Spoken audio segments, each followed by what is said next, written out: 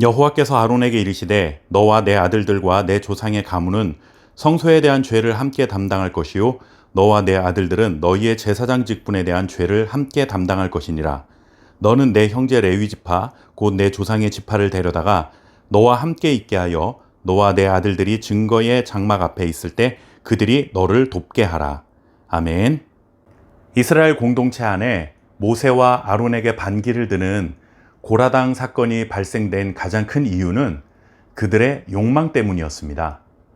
이들은 대제사장, 제사장, 그리고 레위인들이 자신들보다 높은 권력의 자리에 앉아 있는 사람처럼 보였고, 그래서 그 자리가 탐이 났던 것입니다. 그러나 성막 봉사를 하는 제사장의 자리는 그런 자리가 아니었습니다. 물론 그들이 이스라엘 공동체를 대표하고 영적인 리더의 역할을 감당하는 사람들인 것은 맞지만, 그렇다고 해서 그들이 세속적인 높은 권력의 자리에 앉아 백성들에게 명령하고 군림하는 것은 결코 아니었다는 사실을 알아야 합니다. 고라 일당의 반역 사건이 마무리되고 하나님께서는 제사장과 레위인의 직무가 무엇인지, 그들이 무엇을 위해 부름을 받았는지 다시 한번 백성들에게 알려주십니다. 대제사장과 제사장, 그리고 레위인들이 성막에서 직무를 감당하는 가장 큰 목적은 5절 말씀에 기록되어 있습니다. 이와 같이 너희는 성소의 직무와 제단의 직무를 다하라. 그리하면 여호와의 진노가 다시는 이스라엘 자손에게 미치지 아니하리라. 이들이 성막에서 봉사를 하는 것은 하나님께서 특별히 이들만 예뻐하시고 편애하셔서 특별히 높은 자리로 부르신 것이 아니라 이스라엘 백성들에게 하나님의 진노가 임하지 않도록 중보자의 역할을 감당케 하시기 위함이었습니다. 하나님은 인간들의 죄된 본성을 잘 알고 계십니다. 하나님은 완전히 의로우신 분이시기 때문에 죄를 눈감아 주실 수 없는 분이죠. 그런데 아무리 하나님을 믿는다 해도 사람들은 죄의 유혹에 넘어가는 연약함을 다 가지고 있습니다. 그럴 때마다 하나님의 진노가 임한다면 단 한 사람도 그 생명을 유지할 수 있는 사람은 없을 것입니다. 하나님께서는 이런 비참한 일들이 일어나지 않도록 하나님의 진노를 막아설 수 있는 중보자가 필요했습니다.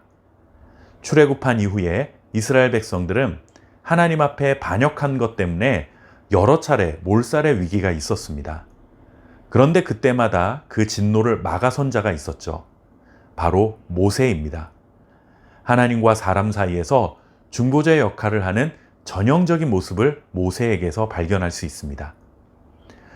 모세가 여전히 건재했지만 하나님께서는 대제사장과 제사장 그리고 레위인들이 이런 중보자의 역할을 감당할 수 있는 제도를 마련한 것입니다.